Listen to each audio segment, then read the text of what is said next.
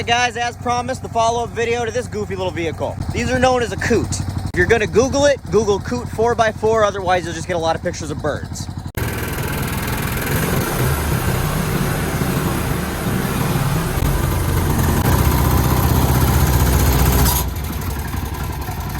So these were built in the 60s and 70s, one of the first original go-anywhere vehicles, at least from a personal ATV perspective. Originally, this was designed and built with the hopes and intention of getting a military contract. However, the Army never actually picked up a contract for them, so these have only been a civilian vehicle despite looking very mil-spec. Pretty cool, they're four-wheel drive amphibious vehicles. However, they don't float the greatest. I mean, if it's clear, smooth water, you can take them across a decent-sized pond or a small lake as long as you make sure that you don't move around too much in it. But they sit pretty low in the water, and if you start getting water coming in, they go down fast. So despite actually being available with a propeller option, in their stock form, they didn't quite fit the bill as a truly amphibious vehicle. But if you're going across swampy, wet marshland and the water gets a little too deep, these will get you through it. So now a lot of people guessed Argo when I posted this original video, and though it's similar in a lot of ways, it's also very different. It's kind of the predecessor to the Argo. So where this has 4 wheels, Argos usually have 6 or 8 wheels, and they steer in a skid steer type fashion, where this steers like a regular car where the front wheels turn. In some models, you could get 4-wheel steering as well, but either way, an Argo turns on a 0 turning radius, where this thing you need a 40-acre field to turn around in, or if the 4-wheel steer option, maybe a 20-acre field.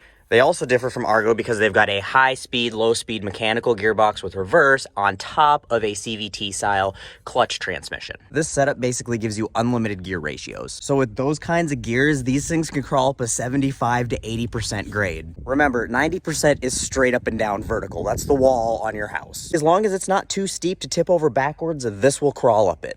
That is something you would never dream of doing in an Argo because you'd probably kill yourself. Help with that off-road capability, it is true 4x4 with a front and rear differential. And when I say true 4x4, it means that all 4 wheels spin at the same time all the time. Which is the main reason that it has the turning radius of a freight train. Because like in your car, you have an open differential where one wheel can turn faster than the other one through a turn, which it needs to do because one wheel's traveling further. So unfortunately, lacking that ability, anytime you need to make a tight corner, you're like Austin Powers in a golf cart in a hallway. Now, the thing that makes these the most unique and their biggest advantage over something like an Argo is that they have the ability to articulate, which is demonstrated here. The front and rear tub are connected by just a center hub right there. This allows the front and the back sections to move independently from each other. Since most amphibious vehicles, like an Argo, is a completely rigid body and rigid suspension, when they go over a stump or a clump of grass or a mound of snow, the whole machine will tip and some of the wheels will come off the ground and lose contact with the ground. That's not ideal for a couple of reasons. One is stability. Obviously, you've got wheels off the ground and you're leaning, you can more easily tip over. And the other is traction. Obviously, if your wheels are off the ground, they're not touching anything, they're not doing you any favors to get you through rough terrain.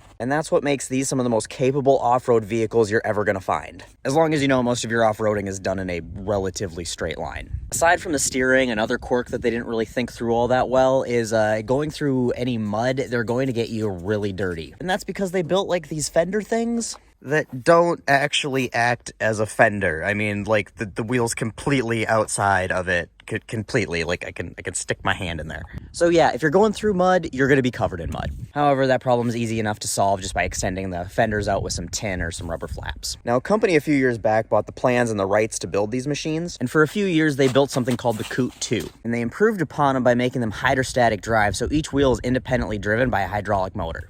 And I want one. But damn, are they hard to find, even harder to find than the original ones. In fact, I've only ever seen one come up for sale, and it was in Illinois, and I was still this close to driving out there to go buy it. But yeah, that's a COOT. And if you go to my YouTube and Insta, I've got some pictures and videos of my last one that I owned actually in action, out doing stuff. So if you want to go check that out, I'm at Off to Wagon on everything. And the videos on the tube are actually pretty cool. I did put some time and effort into putting those together. If you got any more questions, feel free to comment and ask them, and I'll do my best to answer them all.